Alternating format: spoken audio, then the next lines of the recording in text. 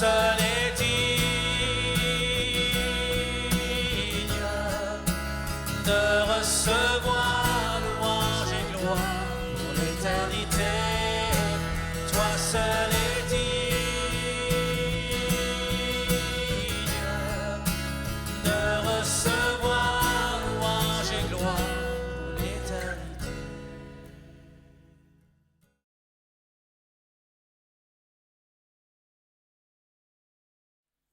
Oui, j'ai intitulé « Le Messie se dévoile à nous pour une nouvelle saison ». Alors vous savez, ce n'est pas le titre qui est très important, il faut bien trouver un titre, hein, mais peut-être plus spécialement pour une nouvelle saison, disons. Jésus, je ne sais pas si vous savez, il a dit un jour aux grands prêtres, aux chefs d'Israël, il leur a dit « Vous ne connaissez ni les Écritures, ni la puissance de Dieu ». C'est quand même un peu énorme que les chefs religieux d'Israël aient dû s'entendre dire par Jésus « Vous êtes bloqués parce que vous ne connaissez ni les Écritures, ni la puissance de Dieu. » Oui, c'est bien.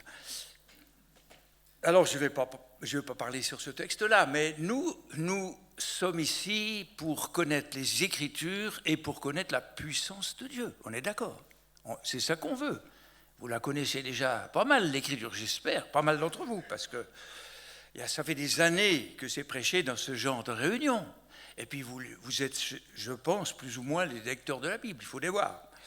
La puissance de Dieu, peut-être, c'est plus difficile, c'est pas toujours. Il y en a qui parlent plus que de ça, puis d'autres qui en parlent jamais. Enfin, voilà. Alors, aujourd'hui, je vais faire un peu... Attendez voir, que je regarde. J'ai pris avec moi, c'est la première fois que ça m'arrive, un réveil, parce que je me méfie de moi. Je vais vous parler un tout petit peu de certaines expériences majeures dans ma vie. Ce n'est pas mon genre. Moi, d'habitude, j'aime démarrer avec un texte biblique ou avec un thème. Et c'est assez rare que je raconte certaines expériences que j'ai faites, à part peut-être celle de ma conversion. Et on dira, mais oui, mais alors, vous savez, il faut se méfier, il ne faut pas baser notre foi sur des expériences. Dans les milieux officiels des églises historiques, c'est ce qu'on dit. Hein, on apprenait avec même des bons théologiens, même comme Karl Barth, qui disait, il faut reposer notre foi non pas sur l'expérience, mais sur l'Écriture. Alors, il n'avait pas tort. Mais le problème, c'est que finalement, si vous regardez dans la Bible, c'est quoi la Bible? Sinon, une suite d'expériences que le peuple que Dieu a choisi pour faire alliance avec lui a faites d'une manière houleuse ou d'une manière bienheureuse avec son Dieu. C'est des expériences d'un bout à l'autre. Évidemment, on en a tiré la Torah, on en a tiré des conclusions, des commandements, des principes, d'accord? Mais au fond, toute la Bible repose sur l'expérimentation. Et je crois qu'il ne faut pas qu'on ait peur de ça. C'est pourquoi je ne vais pas me gêner dans un sens pour une fois de parler de ça. Oui, il y a 4 expériences, moi je les appellerais des révélations expériences majeures dans mon parcours. Et si j'en parle, c'est parce que finalement, même si la première, elle vous paraîtra assez basique, mais peut-être pas pour tout le monde, si j'en parle, c'est parce qu'elles fondent, avec le recul, elles m'ont aidé à comprendre ce que Dieu voudrait dire pour l'Église d'aujourd'hui, en perspective de demain. Évidemment, la première expérience que j'ai faite, c'est celle de ma rencontre avec le Seigneur Jésus-Christ. C'était une rencontre inattendue, j'avais 14 ans. Un petit livre de la mission de Bâle me tombe entre les mains, je crois que c'était ma mère qui m'a dit « ça c'est peut-être bien que tu lises ça », ça s'appelait « Par Christ et pour Christ », bon. Mais c'était... le recueil des témoignages d'un certain Sundar Singh, je ne sais pas, peut-être les plus anciens ici, ça vous dit quelque chose, peut-être les plus jeunes, pas trop.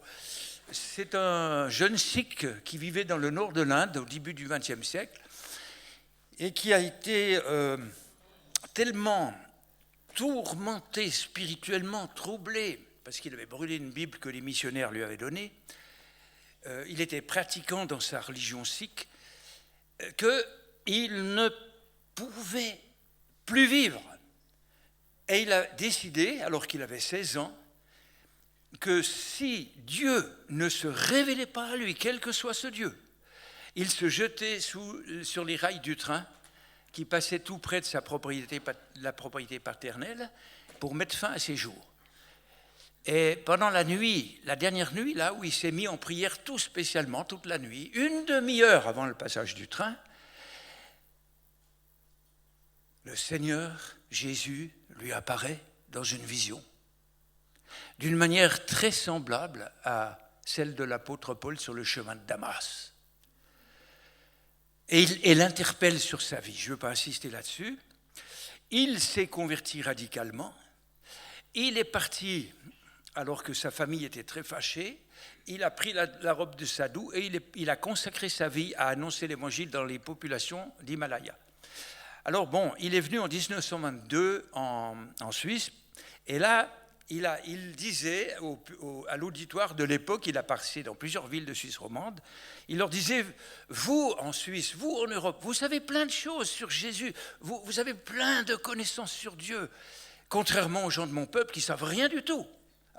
À l'époque, l'Inde du Nord était complètement, presque pas atteinte. Mais il disait, mais lui, vous savez plein de choses, mais est-ce que lui, vous le connaissez ? Lui vivant, lui maintenant. Et moi, cette parole m'a impacté, pas possible.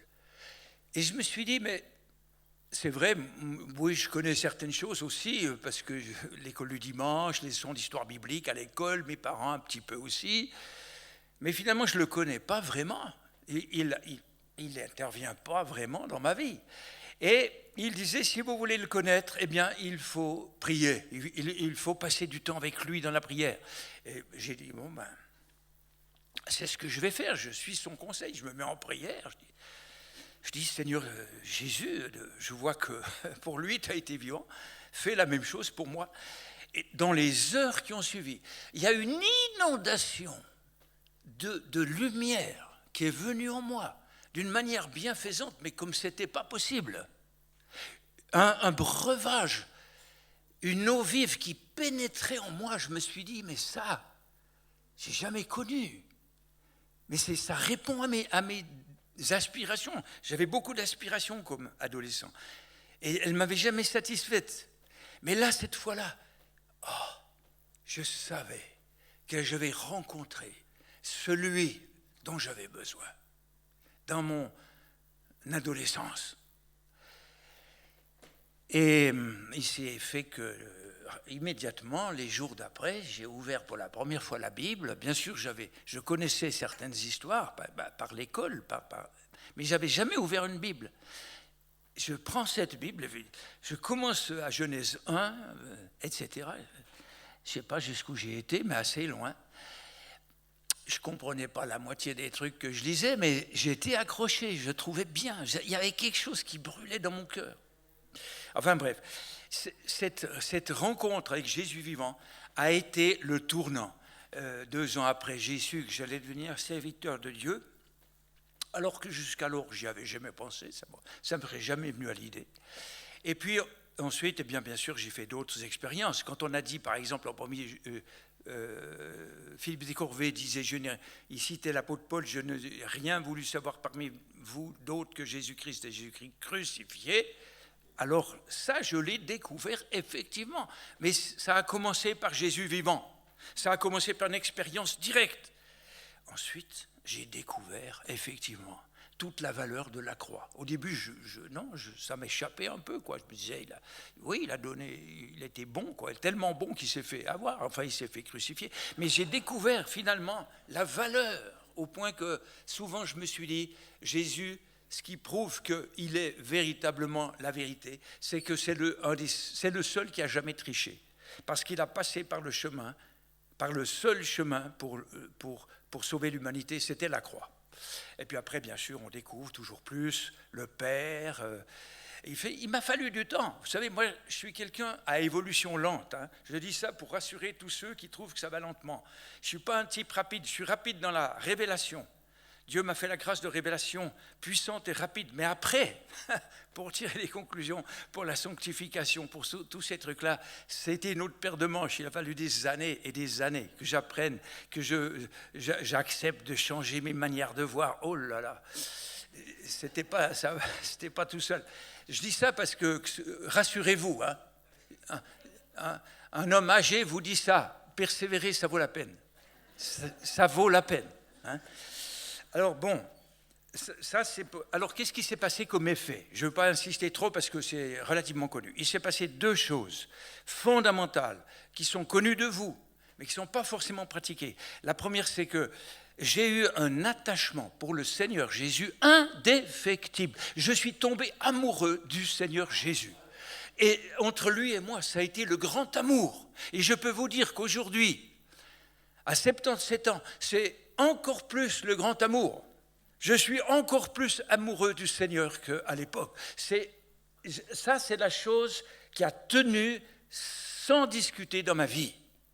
Et c'est comme quelque chose de planté qui ne m'a jamais quitté, et j'ai voulu qu'il en soit ainsi. Donc, une vie de prière, parce que vous ne pouvez pas rester là-dedans si vous n'avez pas une vie de prière, pas forcément extraordinaire. Moi, j'ai des moments où ce n'est pas extraordinaire du tout. Hein. Il y a des moments, oui, mais d'autres non. Mais une vie quand même où chaque jour, on entretient une relation.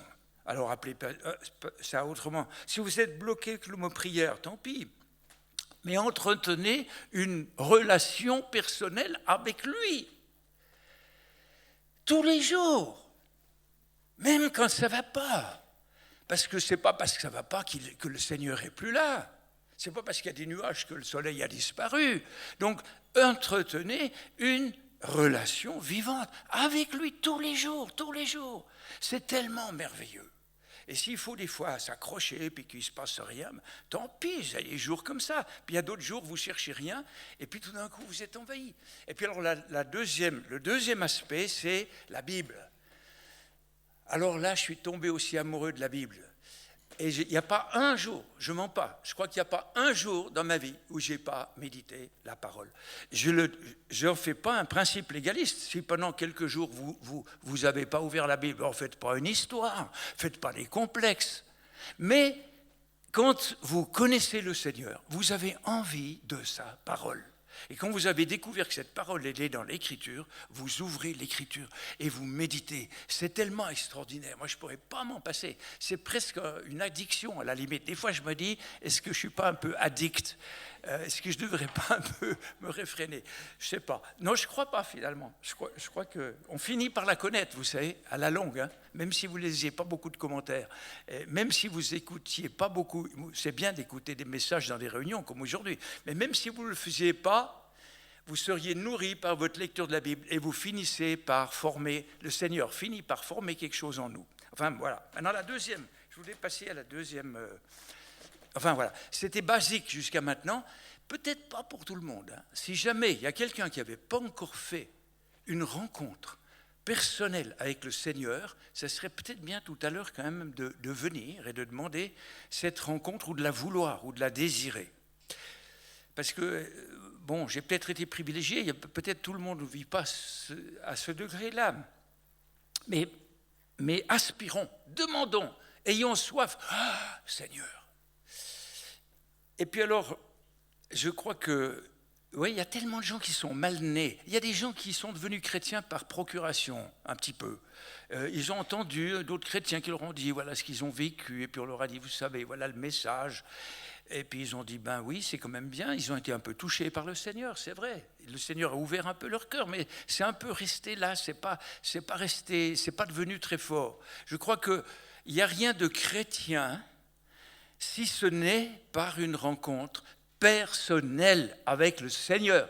Et les jeunes dont on a parlé hier soir, certains d'entre vous vous désolez parce que vos enfants n'ont pas encore suivi vraiment. Je crois que Guy a eu raison de parler des 10 commandements. Parce que c'est bien de connaître la volonté de Dieu, et il faut rappeler ces choses. Mais en même temps, on ne peut pas juste se contenter d'avoir transmis des valeurs à nos enfants.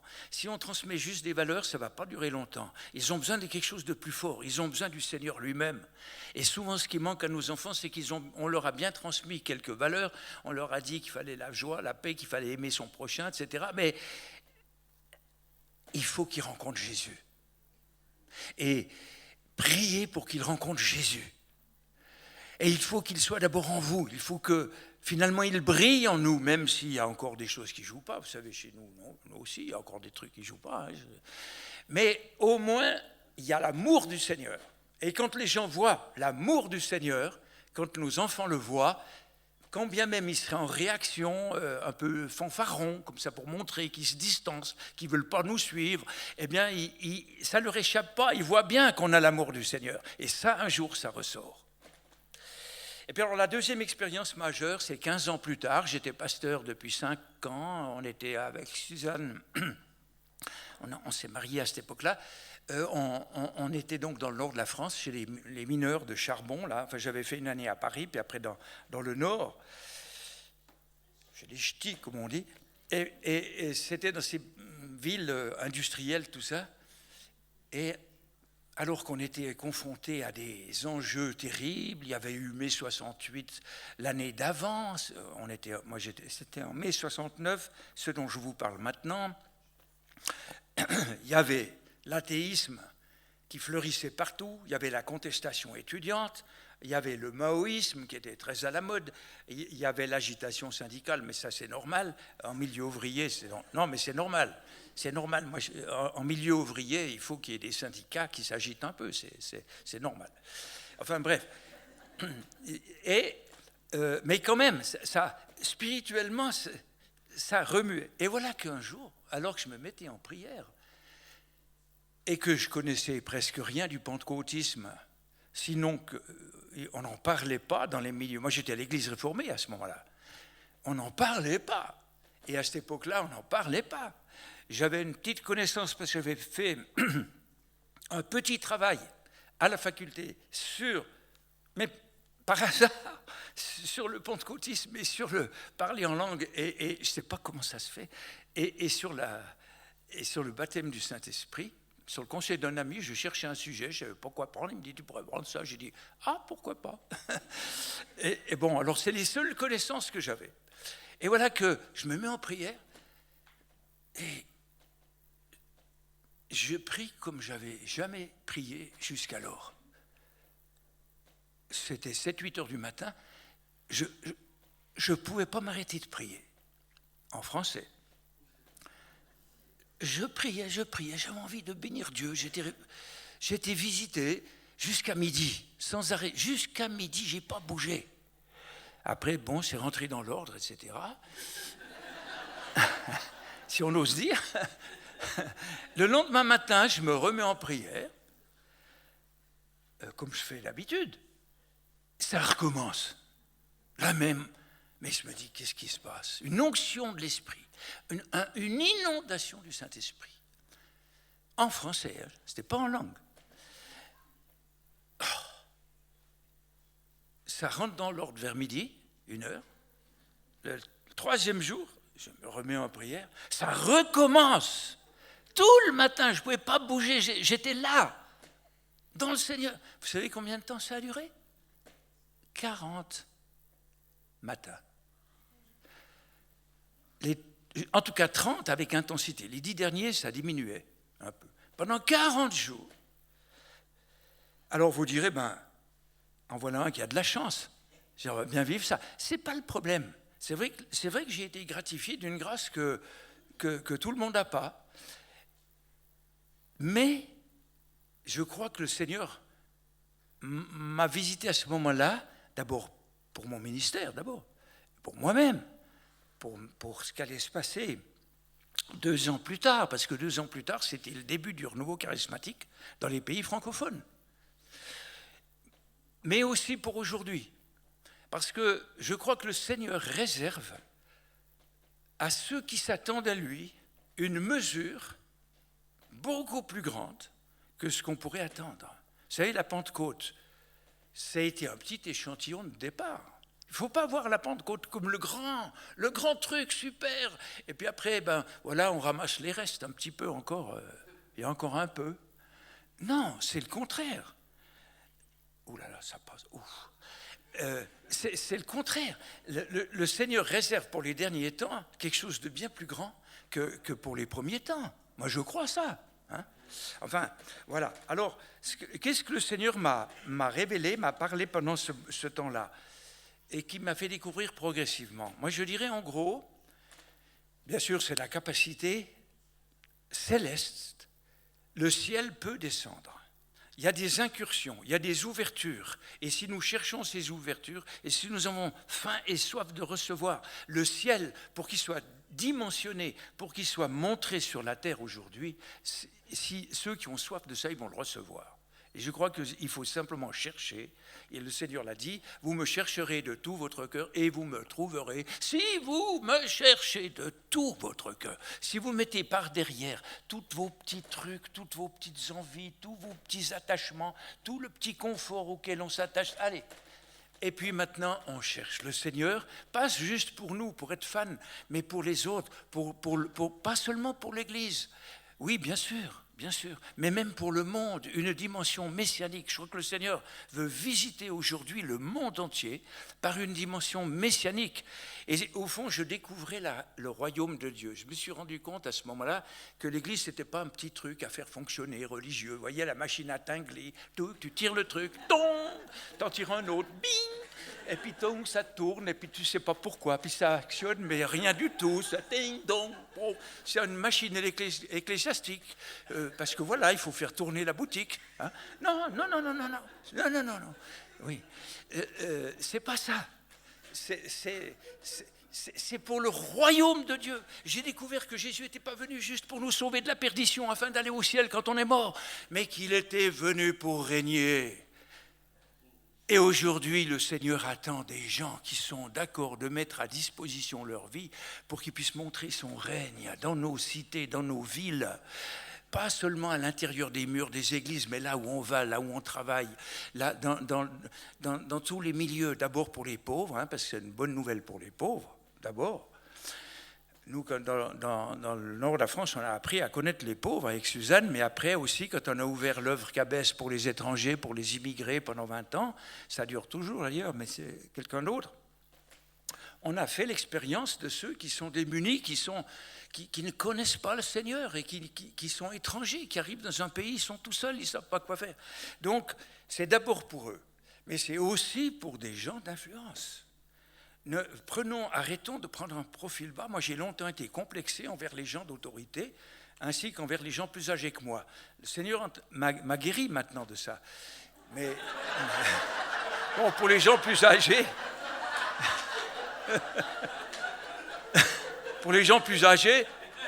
c'est un peu normal. Mais quand même, pour les gens en autorité, c'était pas évident. Même quand vous êtes âgé, c'est pas évident. Hein. Mais peu à peu, je crois que le Seigneur nous dit, tu es mon fils, tu es ma fille, tu es mon prince, tu es ma princesse, tu es mon ambassadeur, vas-y, t'inquiète pas, et parle. Ou bien, en tout cas, montre d'abord et parle ensuite. Alors, voilà ce que j'ai tiré, si vous voulez. Maintenant, j'aimerais quand même parler d'un troisième point, d'une majeur également. Oui, parce que ce changement, quand j'ai vécu ce baptême dans l'esprit, si vous voulez, qui s'est renouvelé d'ailleurs 2 ans plus tard à la porte ouverte, alors cette fois avec les langues qui étaient libérées, la prophétie, la prière pour la guérison des malades, avec résultat, eh bien on a ouvert un coffee bar dans notre paroisse, on a commencé l'évangélisation dans la rue avec un groupe de jeunes, on a vu des démons qui étaient chassés, on a vu certains malades qui étaient guéris, on a vu toutes sortes de choses comme ça, et la moitié de la paroisse est entrée dans cette vie nouvelle à l'époque. Et le Seigneur attend qu'on ait cet ADN spirituel. Parce que vous savez, l'apôtre Paul, il a dit dans Romains 8, il y a 2 versets qui sont très importants. L'apôtre Paul a dit la création tout entière soupire et souffre les douleurs de l'enfantement. on est maintenant dans les douleurs de l'enfantement. Vous ouvrez les actualités, vous voyez les douleurs de l'enfantement partout. En Syrie, en Irak, mais aussi chez nous, des gens qui se suicident, des gens qui font de la dépression. Nous sommes dans les douleurs de l'enfantement aussi par des bouleversements comme on a rarement vu aujourd'hui. Mais il ne faut pas s'étonner. Il y en a, ils perdent presque la foi en disant « on n'y comprend rien ». Mais non, le Seigneur, il est là derrière. Dans le psaume 46, le Seigneur, par les fils d'Asaph, dit « Voyez les ravages, regardez les œuvres de l'Éternel, les ravages, la désolation qu'il a mise sur la terre. » Comment ? Quoi ? Le Seigneur met la désolation sur la terre ? Il met des ravages sur la terre.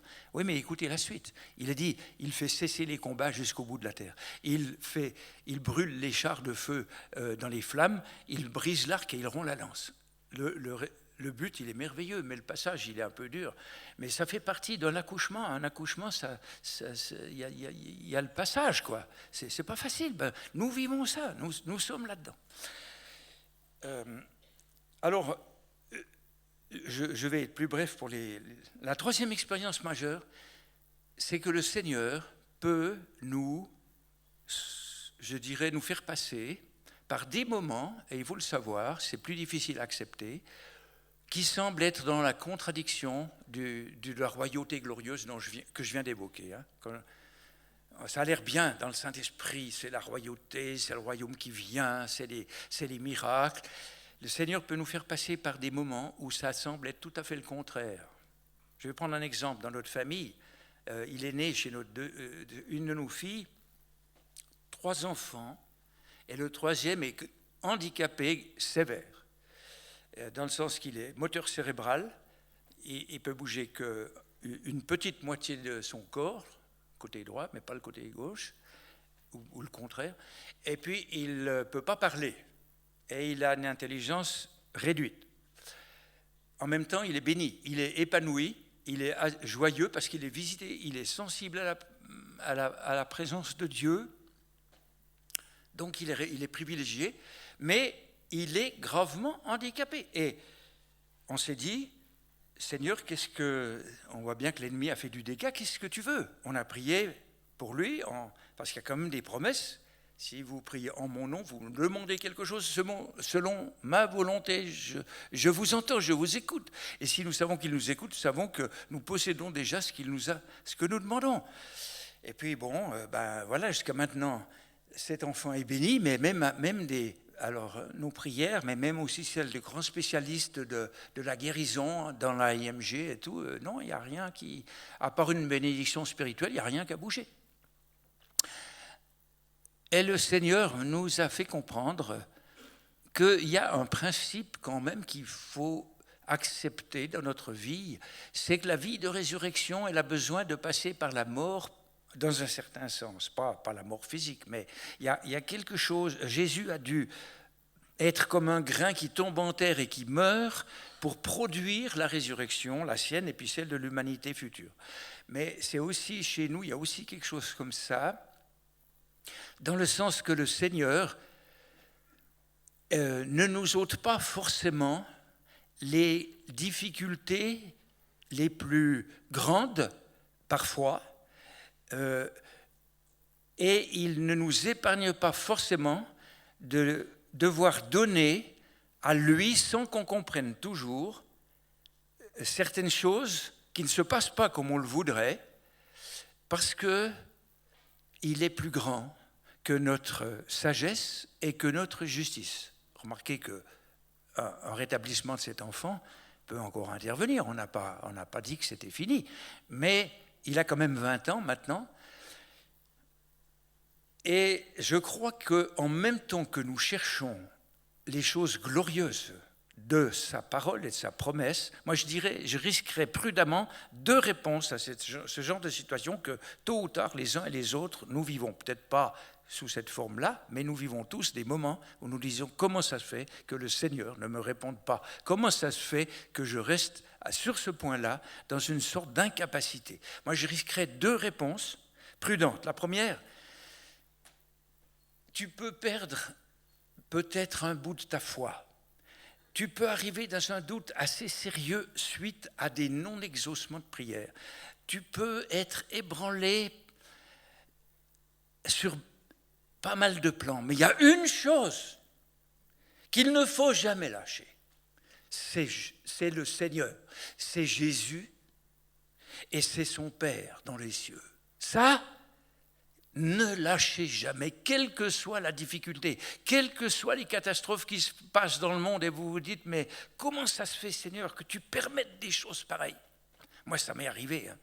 Me dire, mais au bord presque de la révolte, en disant, comment ça se fait? On peut perdre presque tout, mais il ne faut pas perdre Jésus. Il ne faut pas perdre le Père. Ça, c'est la première réponse. Et on est gratifié quand on le fait. La deuxième réponse, c'est que le Seigneur, oui, il peut nous demander des choses qui contredisent nos plus glorieuses expériences. Il l'a demandé à Abraham. Abraham, ça avait été le chouchou de Dieu pendant des années. Il attendait juste la promesse, mais autrement, c'était le chouchou de Dieu, béni, riche, tout protégé. Et puis voilà qu'à un moment donné, il lui demande d'offrir son fils, le fils de la promesse en sacrifice. Mais il y a de quoi perdre la raison. Même si à l'époque on pratiquait des sacrifices humains, ce n'était pas aussi étonnant qu'aujourd'hui, mais quand même, il y a de quoi perdre la raison.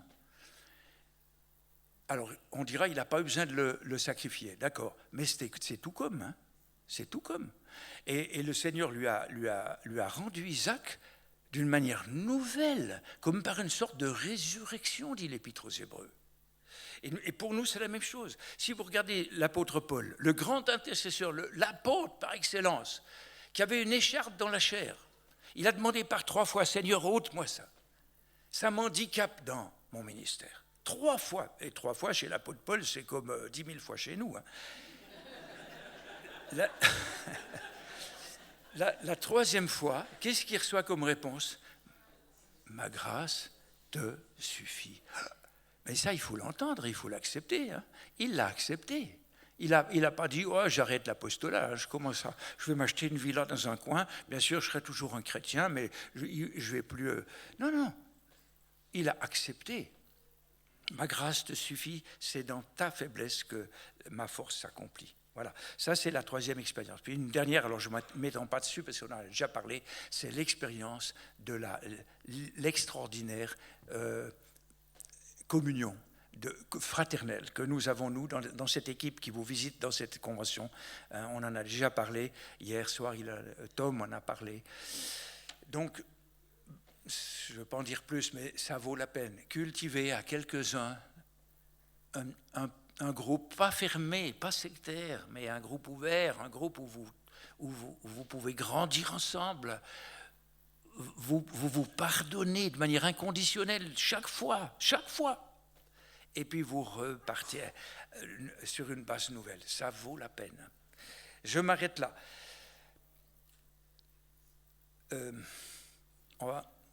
Si il y en a ici, on va faire surtout un appel personnalisé plus après la table ronde. Oui, on va attendre, parce que comme j'ai un peu dépassé l'heure, on va faire ces appels après. On va vers la table ronde tout de suite. Que Dieu vous bénisse. Seigneur, merci. Merci pour tout ce que tu fais. Amen. Je viens te dire, Seigneur, que tu es mon bonheur. Non, rien ne peut détruire notre bel avenir. Et même si Je suis fragile,